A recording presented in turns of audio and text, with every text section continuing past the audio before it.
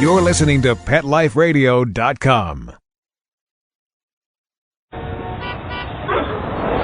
New York, the glitz, the glamour, the exciting Mutt-tropolis, the sparkling kitty city that never sleeps. Step onto the sexy streets of animal attraction that is New York City. Welcome to Pets in the City, Life in the Urban Jungle. Join host Diane West as she explores the exciting lives, loves, and laments of the people and pets in the world's greatest city. Pets in the City, like the city itself, has something for everyone. Celebrity pet sightings, hot events, and news and reviews with the hottest movers, shakers, and tail waggers in New York. So get ready to get dressed to the canines and take a bite out of the Big Apple with your Pets in the City host, Diane West. Hello, cyber cats, kittens, and critters. This is Diane West, and I am ecstatic to bring you the very first episode of Pets in the City on Pet Life Radio. And I want to thank Pet Life Radio for giving us the opportunity to bring this show to you. I am beyond excited. My name is Diane West, and I am publisher of New York Tales magazine, the magazine for the people and pets in New York, since 2002. And really, our mission is to tell people about the wonderful people and pets of what I consider the greatest city in the entire universe. So, without further ado, let me tell you who we have lined up for our very first show.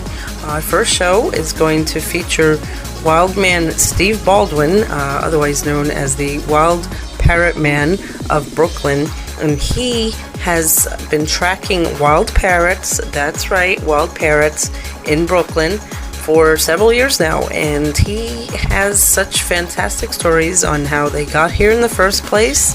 You'll never believe it. Some people still don't. What their complex relationship to the community is, and what the future may hold for them.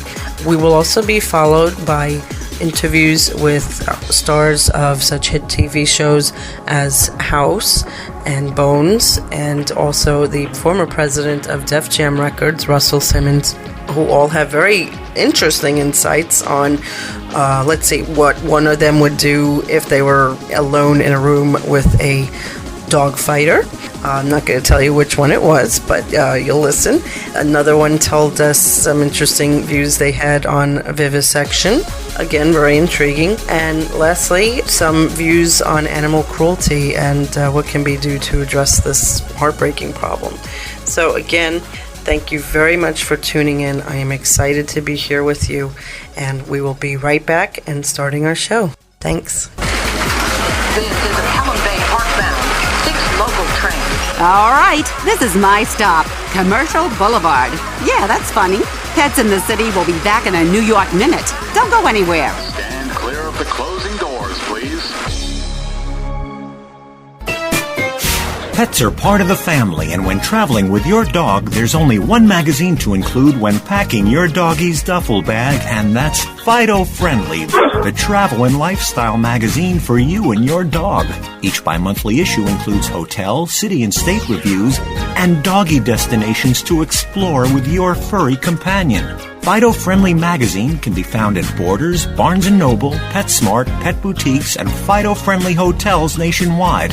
Or you can go online to subscribe at www.fidofriendly.com. So get traveling with your pet today and leave no dog behind. And remember, Fido Friendly's the only magazine dedicated to the travel lifestyle of man's best friend, and the one magazine your dog will thank you for.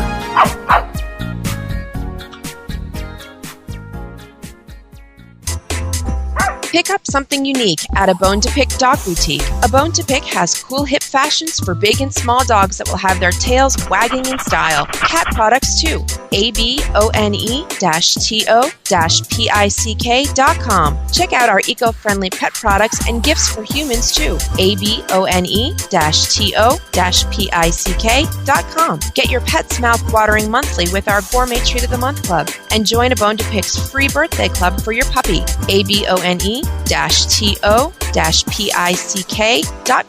Pick up something special for your best friend at A Bone to Pick. abone-to-pick.com. Get 10% off with coupon code PETLIFE. Want to know what cats like to eat for breakfast? Mice Krispies, of course.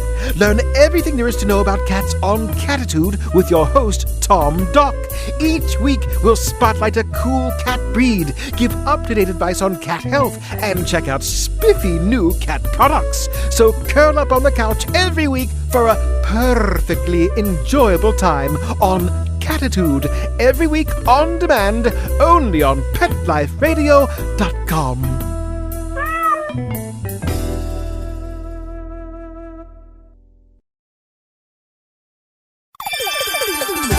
Let's Talk Pets on PetLifeRadio.com. Okay, all you yuppie puppies and city kitties, Pets in the City is back with more urban animals and cool cosmopolitan critters. Try saying that 3 times fast. Right, Diane? Hello, Diane West here from Pets in the City on Pet Life Radio, and I am with a real urban bird, shall we say, Steve Baldwin, who is otherwise known as the wild birdman, wild Quaker man of Brooklyn. What other kind of names have you had, Steve? The parrot guy. They call the parrot guys here. You know, I don't know what else they call me. Birdman is a good way to address me. That's what my boss calls me. Okay, so now what Steve does is he runs monthly free wild parrot safaris right here in beautiful Brooklyn, New York, primarily near Brooklyn College area, which is also called Flatbush, and then there's the optional second half of the tour, which goes to Greenwood Cemetery, correct? That's right. The first Saturday of every month, we do this tour, and it's free. A lot of folks come from Manhattan because they've never seen wild parrots. There aren't too many in Manhattan. But I've had folks come down actually from as far away as Canada to see these wild parrots. So there's a certain number of real hardcore birders and parrot fans who will travel thousands of miles to see these strange green birds that inhabit Brooklyn and also Queens, and there's some in New Jersey. But as far as we know, the parrots kind of got their start in New York City in Brooklyn. And the story is that back in the late 1960s, a shipment of them that was being sent through the airport, there was some kind of an accident, or someone opened up a crate, perhaps believing there was something valuable in there. And there was something valuable in there, but that cargo had wings, and they just took off, and no one paid them much attention until a few years later, when they said, well, this is not right here. I mean, they're not supposed to be green birds yakking and squawking out here in Brooklyn. And they started investigating it, and they found that these were wild Quaker parrots from Argentina and from South America. And lo and behold, they had decided to not just stay in the burrow, but actually begin constructing these very impressive nests made out of twigs that almost look like kind of sculpture built by animals. Now, it's really amazing because Steve has really gotten an eagle eye, some might say, for these structures. And we were with him actually last week at Greenwood Cemetery, which has absolutely gorgeous Gothic structures where the parrots build these large nests that Steve was just describing. And we're also now just walking around the area of Bay Ridge, Brooklyn, and we're actually sitting right under another nest. So how far away are we from Brooklyn College, where we are right now? Well, it's a good question. We're probably 2 or 3 miles from Brooklyn College, and we're probably about 2 miles from Greenwood Cemetery, and both of those locations are kind of the main wild parrot colonies in Brooklyn. But, of course, the parrots are air mobile, and so it's probably only a 5-minute flight. If you're a parrot, you can just go direct. And so there have been satellite colonies that have grown up around the 2 main colonies. This particular colony is in Bay Ridge. There's a small colony in Red Hook, colony down in Sheepshead Bay in Canarsie. So the parrots definitely get around. And the nest we're looking at right now is a nest that's built on a power transmission line right underneath a transformer, and this kind of nest actually is a major headache for Con Edison, because theoretically the parrot's nest may interfere with the operation of the transformer, could possibly cause it to overheat. But for reasons which remain unexplained, Con Ed has not disturbed this nest, and actually I prefer not to say where this nest is because I don't want to tip them off. So from an undisclosed location, we are observing this nest. Now, Steve, can you tell us a little bit about the background of the kind of complex relationship, if you will, between the parrots and the electrical companies? Now, Con Ed is, of course, the main power supplier here in New York. So if you could tell us a little bit of the background there. I know, for example, there was a point in time where Con Ed was criticized, but then for removing nests, but then their retort was that, well, they're causing fires. Can you give us a little bit of background about that? Right. The notion that these nests cause fires is, of course, very, very troublesome. I actually am not familiar with any reports that I deem reliable that have attributed any fires to the parrots. But it is true that when you have a structure like this up on an electrical line, I mean, it is a possible hazard, and it's certainly a maintenance headache. I mean, if the linemen have to go up there and fix that wire or try to maintain that transformer, I mean, it's going to be a big headache. And so my attitude toward the utility companies is, well, I mean, these nests do create a nuisance. These are your lines. Your responsibility is to the shareholders and ratepayers in the county or in the area that you're operating in. But what I try to advise them of is that, well, take the nests down, but please don't kill the birds. And Con Edison, to its credit, does not kill the birds.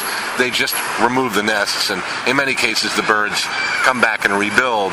It's kind of like a never-ending Cold War between Con Ed and the parrots, and my hope is that they, like another utility company, PSE&G in New Jersey, will work more closely with folks like myself, but also, I mean, there are many folks who are interested in trying to provide a solution to this problem, which namely is to provide kind of alternative nest facilities that will be attracted to the parrots that aren't delivering any kind of electrical power. So I'm giving you a long answer to a short question, but basically, when the parrots started showing up in the 70s, the big fear about them was that they would multiply and then decimate agriculture. They would have this tremendous impact on our agricultural economy, and for that reason, they're illegal in a number of agricultural states, including Pennsylvania, California, and even New Jersey, which has a big agricultural economy. But the parrots have never done that. I mean, there's never been a single reported case of them coming in and clearing out an apple orchard or a cornfield. At least in North America, there isn't.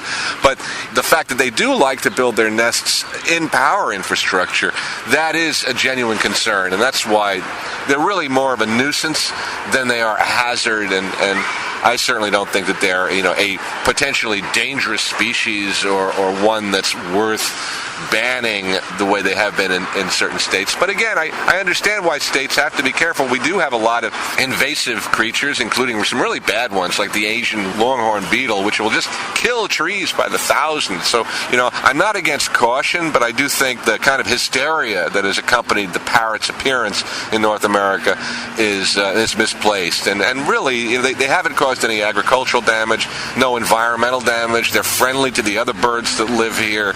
And they do cause a little bit of an annoyance to the utility companies, but that, I think, can be handled in a humane way. Now, how important would you say the affection that Brooklynites have had for the birds has been in terms of Con Ed and other city facilities trying to work humanely with the birds? Well, it's been pretty important because a few years ago, Con Ed decided to kind of unilaterally, without consulting the community, they just came in and removed all of the nests in one fell swoop at a location very near Brooklyn College called Avenue I, and that event really caused the neighborhood to come together and protest, and there were a lot of letters sent and meetings attended, and ultimately Con Ed did decide to involve the community when they decide to do something like this. So conversely, if there are people in the neighborhood, it only takes one or two people really who really don't like the parrots, and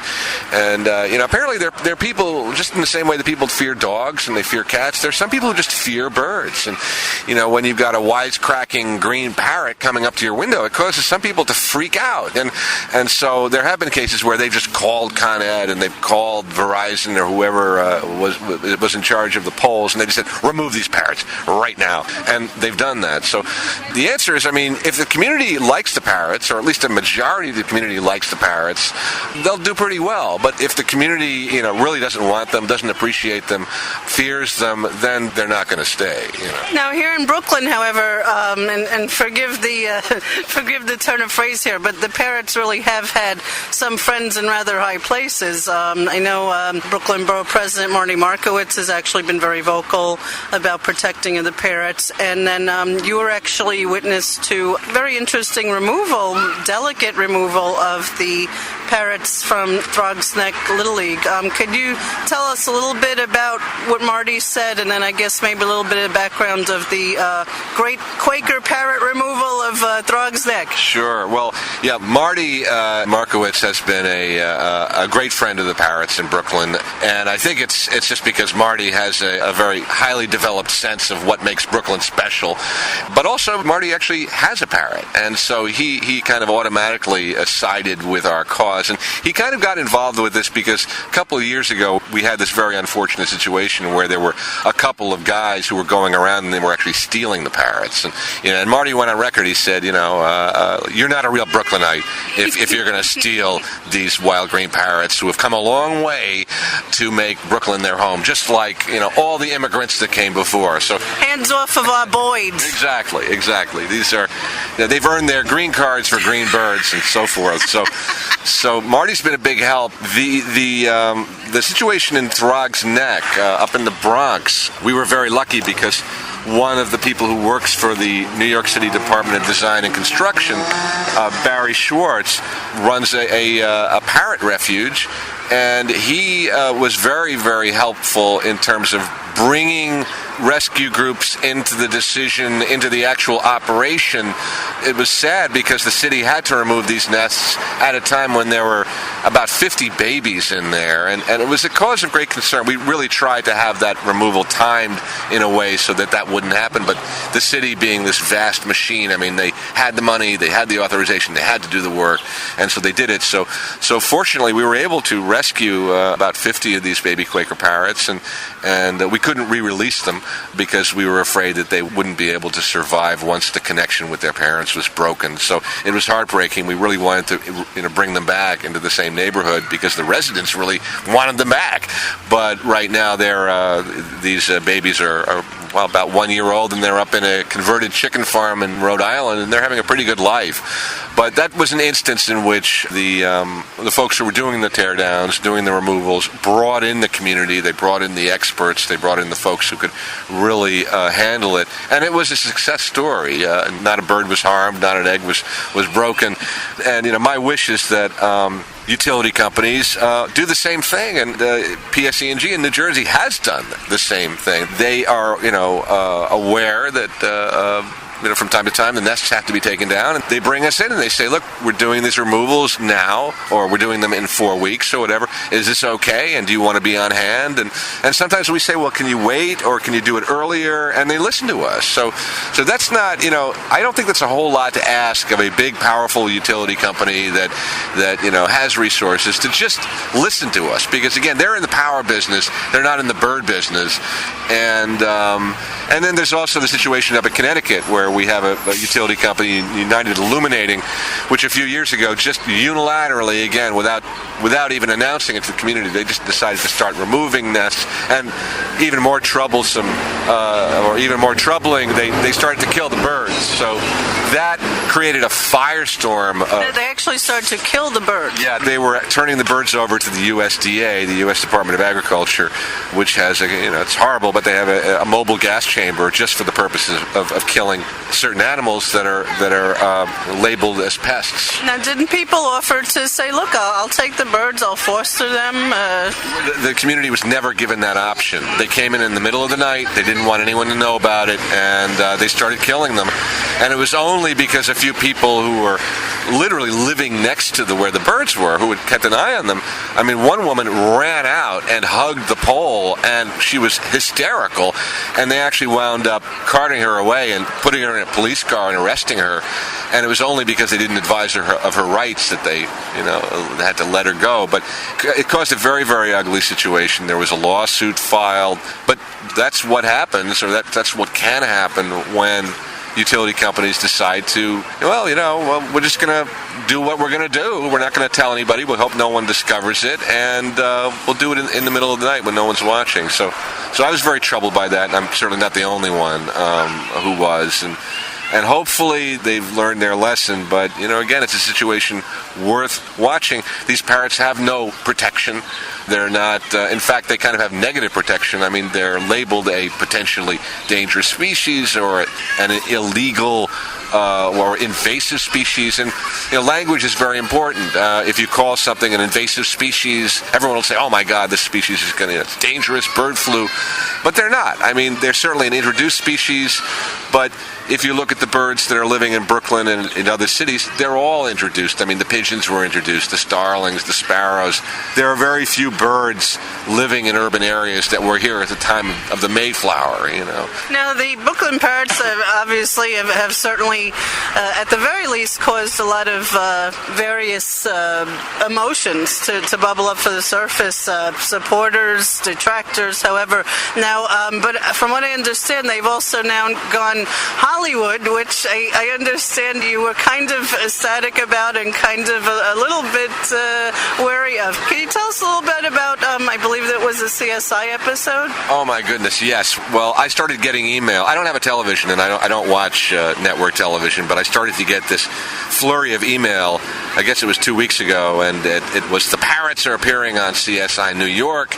You got to tune in. And I actually wound up watching the episode online later on, and the story was that the NYPD is hunting down the taxi cab killer, and the taxi cab killer wraps his victims in this tarp, this kind of rubber tarpaulin. And in this episode, they find that there's a piece of bird guano on the tarpaulin, and of course they send it to the state-of-the-art CSI crime lab, and they put an electron microscope on it, and they say, my God, this is not pigeon guano. It belongs to the rare Quaker parrots native to Argentina, but also they live in Brooklyn. So, it goes on, and they wound up capturing the taxi cab killer, but the parrots caused this break in the case. And so there's a scene in the episode where they go out and see the parrots, and they look up, and there are a whole bunch of parrots up in a tree, but doing my own forensic analysis of that photograph, those were not real Brooklyn parrots. Those were kind of parrots they hired from some exotic bird vendor in Hollywood. So scab parrots. It was a big letdown. I mean, I think they should have at least sent a second unit to Brooklyn to film the parrots. But on the other hand, I mean, I'm glad the parrots are solving crimes, and for the NYPD, because this burnishes their image and makes more people think of them as valued members of the community here in Brooklyn, not these horrible illegal avians that everyone's so afraid of. So again, if you guys who have watched that CSI episode, you can actually see the real true-to-life, beautiful Quaker parrots. They really are quite cute. I just saw one up close just about an hour ago.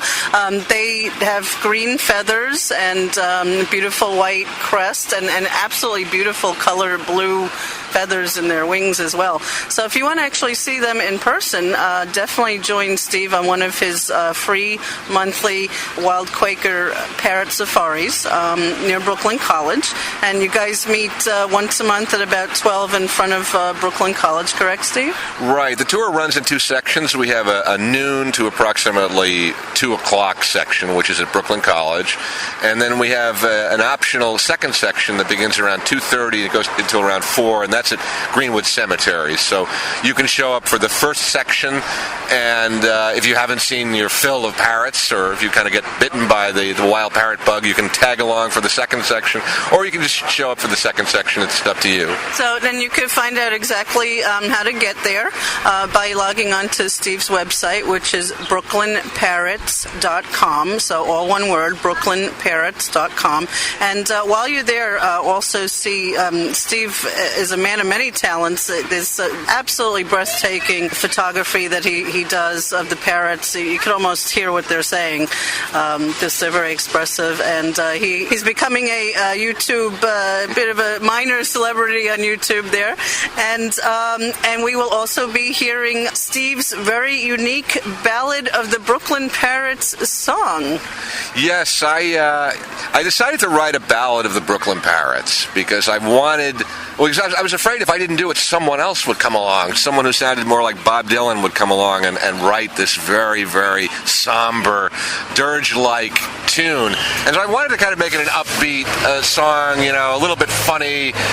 They're mighty loud and they're mighty raucous. The scientists call them Myopsidomonachus. I don't think anyone's ever made that rhyme before. I was going to say to you, kudos to you just to get those something to rhyme with that word. It took a lot of work to get that rhyme to work, but it's a 2-minute opus to the remarkable wild parrots of Brooklyn, and I've gotten thousands and thousands of viewers and listeners, but that's probably because it's for free. I don't charge anything, so free is good, and we're all the YouTube celebrities, I suppose. Well, again, thank you, Steve, for taking me on this mini tour here in the undisclosed location of Brooklyn. I'm looking right at one of the very intricate nests. They really are master builders.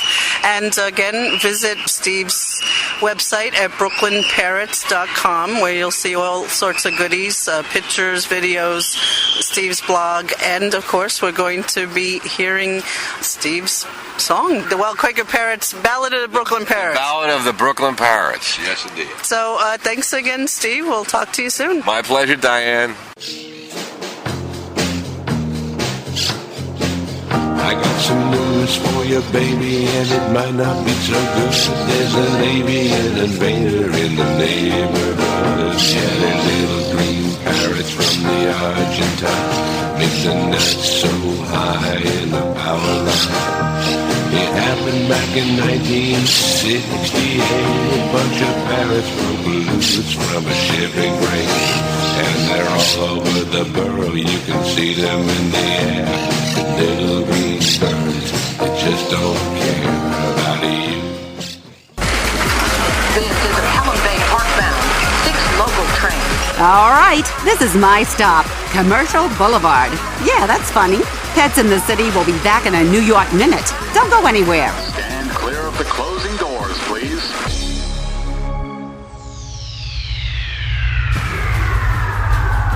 Greetings, human. What planet am I on? Welcome to Pet Planet. Here's a copy of Pet Planet Magazine, Florida's most informative and fun pet resource magazine. It features heartwarming stories and informative articles from local and national pet experts. Excellent. Pet Planet Magazine offers Operation Planet Rescue, helping rescued pets find new homes. And it's available at 500 locations in South and Central Florida and 24/7 on the internet at petplanetmagazine.com. If you're out and about with your pet, you may be featured in paparazzi, candid pictures of you and your pet. For up-to-date pet-friendly events, activities, and pet-related services and products, Pet Planet Magazine is your final destination. I shall take this magazine home with me. Back to your home planet? No, to my condo in Boca. Pet Planet Magazine. Check them out at www.petplanetmagazine.com or 352-394-8578. It's out of this world. There's nothing like a shaggy dog, baby. They're shagadelic. And this is the place to find out how to have harmony in the household with your pets. Oh, yeah. So stop by our pad every week and get switched on, baby. Switched on to the show that's all about attitude. Oh, behave. With your groovy host, pet edutainer Arden Moore. Yeah, baby, yeah. Every week on demand on PetLifeRadio.com.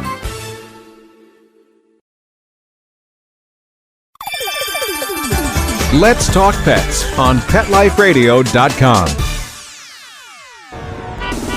Okay, all you yuppie puppies and city kitties, Pets in the City is back with more urban animals and cool cosmopolitan critters. Try saying that 3 times fast. Right, Diane?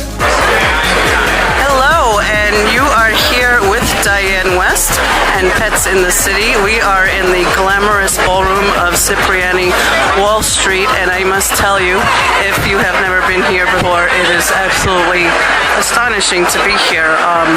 It is truly being like on a Hollywood movie set from the 1950s, and I am surrounded by a literal glittering universe of very notable celebrities. I'm standing right next to Russell Simmons right now.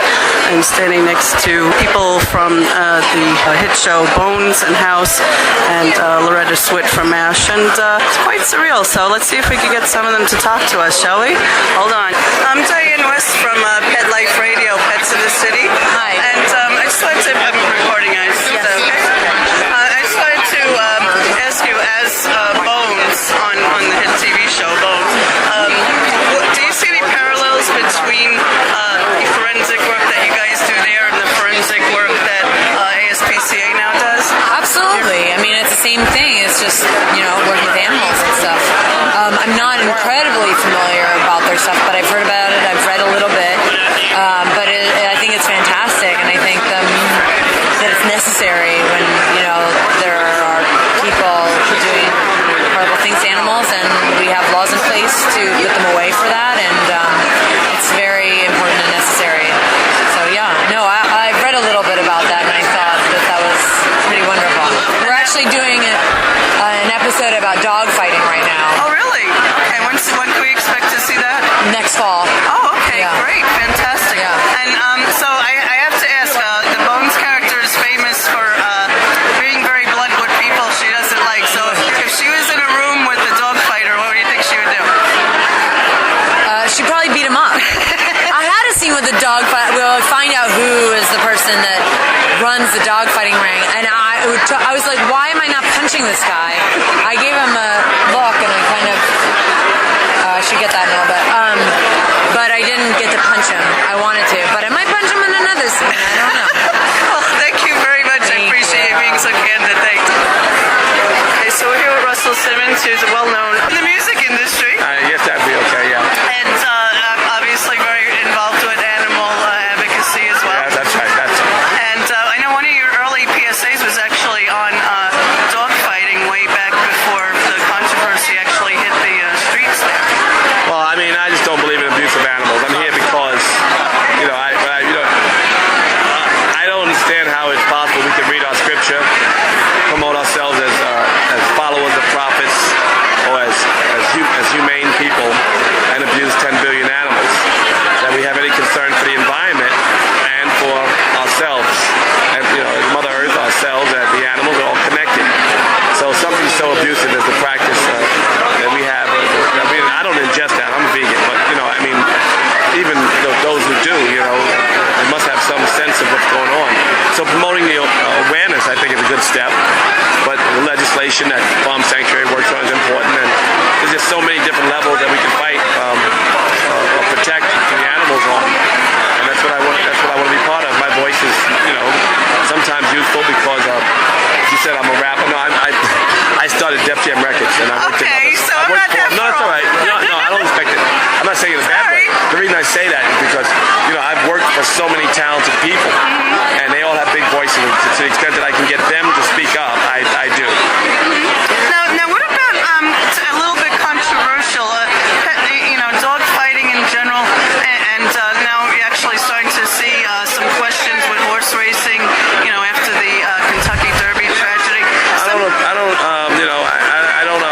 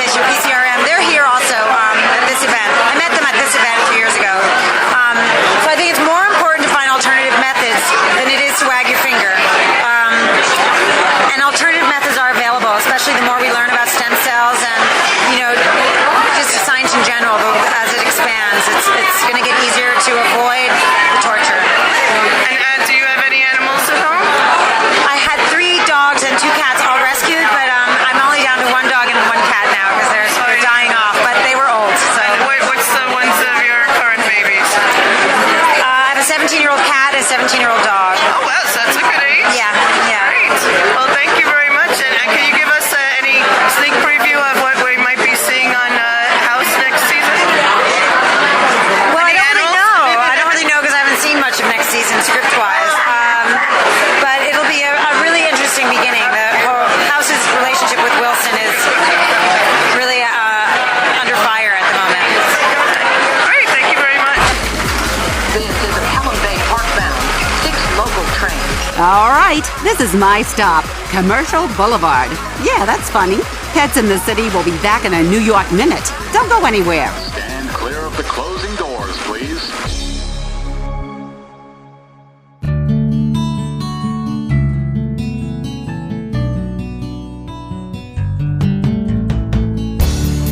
When you're looking to add a pet into your life, consider adopting a homeless animal from your local shelter or rescue group. Whether you want a kitten, puppy, or a more mature pet, a purebred or a one-of-a-kind mixed breed, even a rabbit or hamster, your shelter has the best selection of animals anywhere, all screened for good health and behavior. PetLifeRadio.com presents Take Me Home with your host, Susan Daffron. Join us each week as we showcase wonderful pets, tell stories, and even throw some pet education into the mix. So get ready to find out why the pet adoption option can be a great way to add a furry companion into your life. Take Me Home every week on demand, only on PetLifeRadio.com.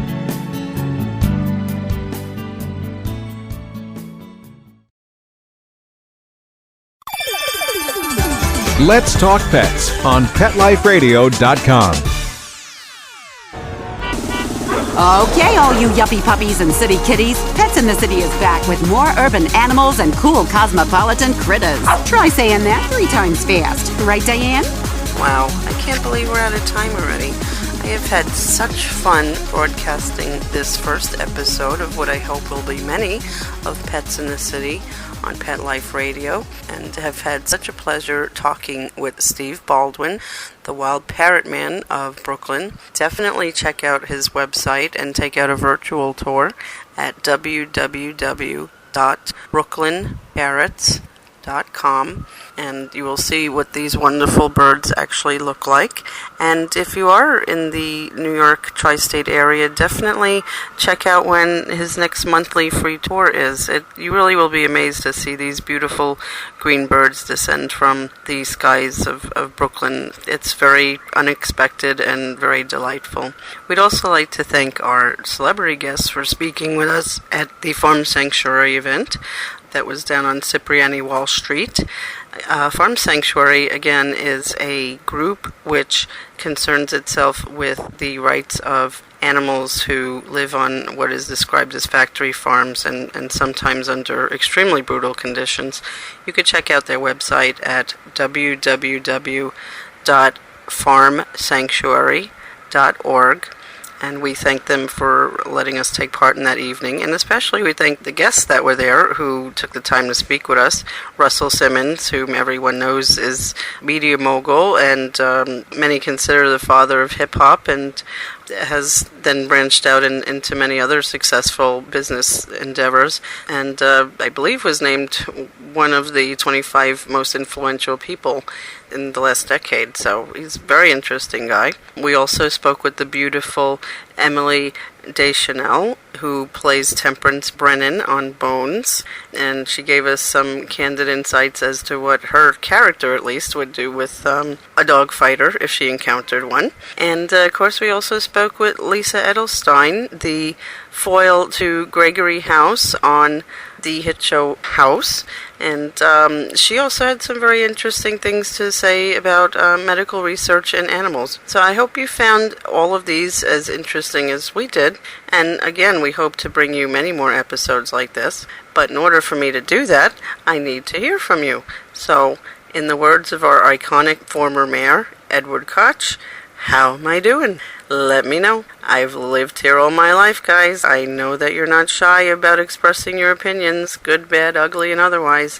So write to me in my email box, which is Diane@PetLifeRadio.com. PetLifeRadio.com. And again, we're being brought to you by Pet Life Radio. The main website is www.petliferadio.com, and we'd love to thank them for giving us the opportunity to bring the show to you. Once you're at the website, definitely check out all the other hosts there as well. They are all tops in their field: birds, cats, dogs, and you will learn a great deal, and I'm honored to be among them now. So again, please write us. This is Diane West. I am the publisher of New York Tales magazine. Our website is www.newyorktales.com. We are published 4 times a year: spring, summer, fall, and winter. If you'd like to get a copy of our magazine, just log on to our website and follow the easy directions. Or, like I said, write to me here at Diane@PetLifeRadio.com. Thanks a lot, and I am so looking forward to seeing you next time. Bye-bye. New York, the glitz, the glamour, the exciting Mutt-tropolis, the sparkling kitty city that never sleeps. Join us each week for Pets in the City with your host, Diane West. Celebrity pet sightings, hot events, and news and reviews with the hottest movers, shakers, and tail waggers in New York. So take a bite out of the Big Apple with Pets in the City every week on demand, only on PetLifeRadio.com.